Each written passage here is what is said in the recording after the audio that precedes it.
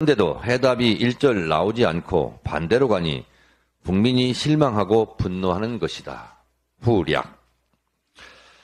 조선일보가 쓴 사설이라고는 믿겨지지 않는 윤 대통령 후려패기가 절절합니다. 적나라합니다.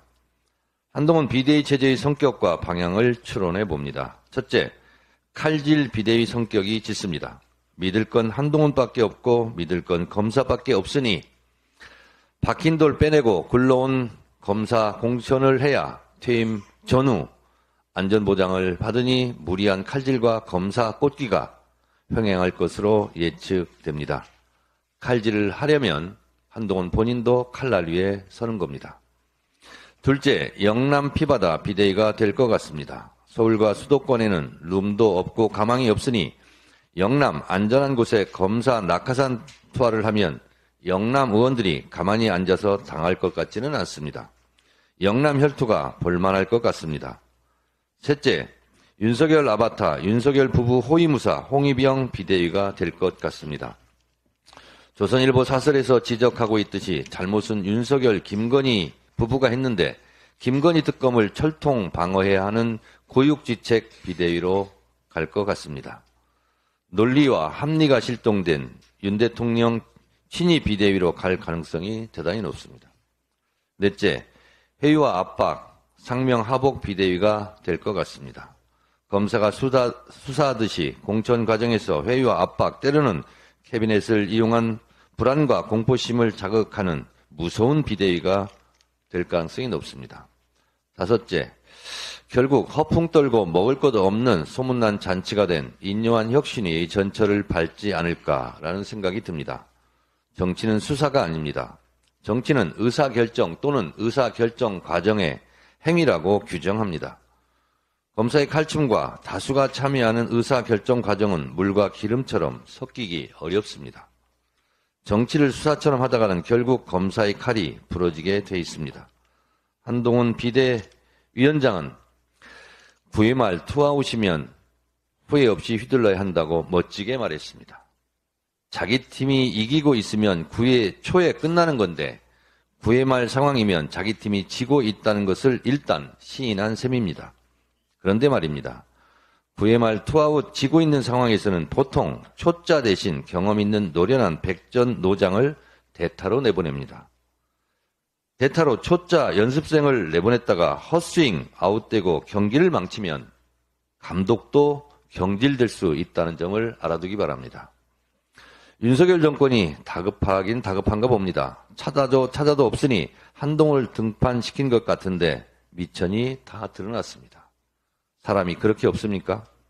한동훈 비대위원장이 한동안 언론 띄우기에 취할 수는 있어도 긴 시간 순항하기는 어려워 보입니다. 세상의 모든 길이 처음엔 길이 아니었다는 한동훈의 말이 맞긴 맞습니다. 그러나 여럿이 함께 가야 길이지 우격다짐으로 혼자 가는 길은 길이 아니라 골로 가는 길임을 명심하기 바랍니다.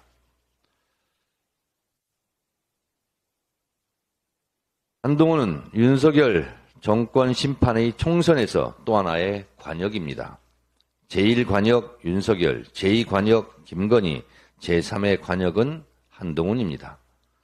국민의힘의 고마운 사람일지 민주당의 고마운 사람일지 국민들이 평가하고 심판할 것입니다. 한동훈 비대위원장의 무운을 빕니다. 환영합니다. 다음으로 고민정 최고위원의 발언이 있겠습니다. 이동관 방통위 2인 체제 결정의 위법성을 지적한 법원의 첫 판단이 나왔습니다. 이는 이동관 전 위원장을 탄핵했던 첫 번째 사유이기도 했습니다. 지난 20일 서울고등법원이 박문진 권태선 이사장이 방통위를 상대로 제기한 후임 김성근 이사 임명처분 집행정지 신청 항고심에서 권 이사장의 손을 들어주며 내린 결정문입니다. 2인 체제에서의 심의 의결은 5인의 상임위원으로 구성해 정치적 다양성을 반영하도록 한 방통위법의 입법 목적을 해치는 것이라고 판단했습니다. 또한 재판부는 방통위법에서 5인의 방통위 상임위원을 대통령 2인, 여당 1인, 야당 2인을 추천하도록 한 것은 정치적 다양성을 위원 구성에 반영하도록 함으로써 방송의 자유와 공공성 및 공익성, 국민의 권익보호와 공공복리 증진이라는 방통위법의 입법 목적을 달성하고자 한 것이라고 설명했습니다. 이동관 전 위원장이 탄핵을 앞두고 왜 주랭랑을 쳤는지 알 수 있는 대목입니다. 현재 이동관 전 위원장은 2인 체제로 방통위를 운영하며 공영방송 관련 기구 이사진을 부당해임하고 졸속 부실 검증으로 자격 없는 인사들을 공영방송 이사진으로 임명한 권한남용에 대해서 공수처에 직권남용 혐의로 고발이 이루어진 상태입니다. 공수처는 더는 시간을 끌지 말고 지금 당장 수사하십시오. 언론 탄압 문건도 학폭도 부인의 뇌물수수 의혹도 모두 공소시효가 지났다는 이유로 제대로 된 수사조차 받지 않았습니다. 공수처가 역사의 죄인이 되지 않길 바랍니다. 더불어 차기 방통위원장으로 지명된 김홍일 권익위원장 또한 야당의 인사청문 패싱으로 임명이 된다 하더라도 2인 체제에서는 그 어떤 의결도 할 수 없다는 점을 명심해야 할 것입니다. 여전히 빛을 보지 못한 탄핵소추안은 캐비닛 안에 들어있다는 점 잊지 마십시오. 다음으로 박찬대 최고위원의 발언이 있겠습니다. 윤석열 정권 들어 나라가 퇴행을 거듭하더니 이제 전두환 정권 시절로 돌아간 것 같습니다. 윤석열 대통령은 대선 후보 시절 전두환 대통령이 정치는 잘했다고 얘기하는 분들이 많다고 전두환을 치켜세운 바 있습니다. 전두환이 정치를 잘했다는 믿음 때문인지 하는 행동도 전두환을 쏙 빼닮았습니다. 집권여당 당대표를 하루아침에 쫓아내고 검사 출신을 비대위원장에 앉히는 일련의 과정은 쿠데타를 떠올리게 합니다. 전두환 군사 독재 정권이 군인 출신들을 대거 발탁해 국정을 장악한 것처럼 검사 독재 정권은 대통령실을 비롯해 정부 주요 요직을 검사 출신으로 채웠습니다. 군사 독재 정권이 시민을 학살하고 언론을 통제하며 권력을 유지한 것처럼 검사 독재 정권은 야당을 탄압하고 언론을 탄압하며 권력 유지에 몰두하고 있습니다. 그러나 서슬 펄었던 군사 독재 정권도 결국은 몰락했습니다. 윤석열 대통령은 국힘당 의원들과 새벽까지 술을 마실 게 아니라 그 시간에 쿠데타로 권력을 찬탈하고 국민을 짓밟았던 전두환의 말로가 어땠는지 곰곰이 되새겨 보시길 바랍니다. 2022년의 한동훈과 2023년의 한동훈은 다른 사람입니까? 한동훈 비대위원장은 수락전부터 김건희 특검법을 악법이라고 규정하고 김건희 명품백 수수 사건을 몰카 공작이라고 비난했습니다. 그래놓고 이틀 만에 전격적으로 국힘당 비대위원장직을 수락했습니다. 국힘당 비대위원장 수락 이유가 김건희 방탄을 위한 목적이라는 뜻을 노골적으로 드러낸 셈입니다. 한동훈 위원장은 매우 중요한 진실을 빼놓고 사실을 호도하고 있습니다.